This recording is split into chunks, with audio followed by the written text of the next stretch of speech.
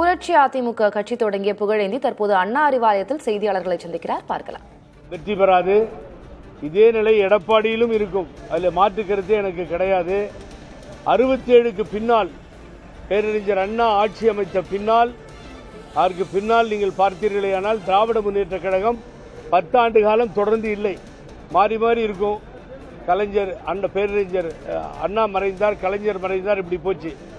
ஆனால் இந்த முறை முதல்வர் தலைமையில் தொடர்ந்து 10 ஆண்டு காலத்தை அவர்கள் வெற்றிகரமாக நடத்தப் போவதை நாம் பார்க்க போகிறோம்.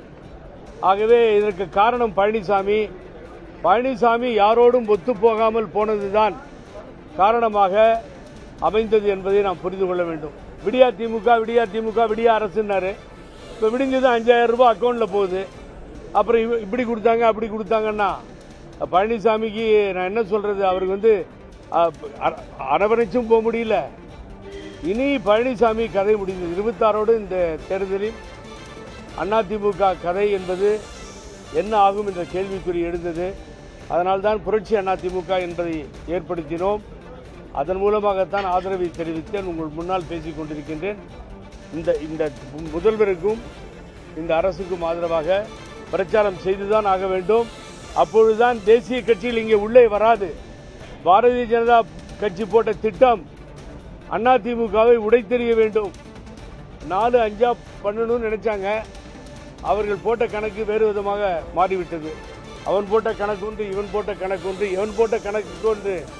கலைஞர் சொன்னது போல அந்த கதை மாறிவிட்டது. நிச்சயமாக அதிமுக அடிமையாக இருக்கிற சார். இப்போ திராவிட முன்னேற்ற கழகம் நான் இங்கே ஆதரிச்சேன்னா சரியான காரணத்தை நான் சொல்லும். என்னன்னு கேட்டீங்கன்னா, நான் இங்கே நின்றுட்டு உங்கள்கிட்ட பேசிட்டு இருக்கேன். இந்த இயக்கம் போயஸ் தோட்டத்து வாசப்படியிலே பாரதிய ஜனதா உள்ளிட்ட கட்சிகள் நின்றிருந்த காட்சியை நான் பார்த்தவன்.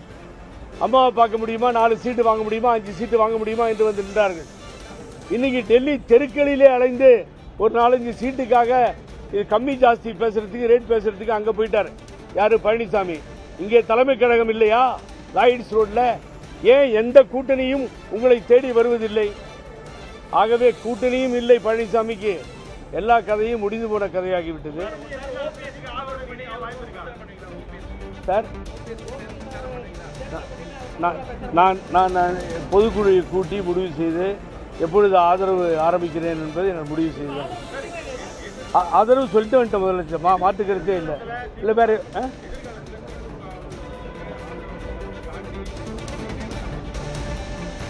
இப்பதானே ஆரம்பிச்சிருக்கோம். எதிர்காலத்தில் நமக்கு முக்கியமான விஷயங்கள் வடக்கே இருக்க சக்திகள் வரக்கூடாது. 2026 சட்டமன்ற தேர்தலில் திமுகவை ஆதரித்து பரப்புரை செய்வேன் என்று புரட்சி அதிமுக கட்சியை தொடங்கி இருக்கக்கூடிய புகழேந்தி தெரிவித்திருக்கிறார். முன்னாள் அதிமுக நிர்வாகியான இவர் முன்னாள் முதலமைச்சர் ஓ பன்னீர்செல்வத்தின் முன்னாள் ஆதரவாளராகவும் இருந்து வந்தார். தற்போது இவரும் திமுகவுக்கு ஆதரவு என்று தனது நிலைப்பாட்டை விளக்கியிருக்கிறார்.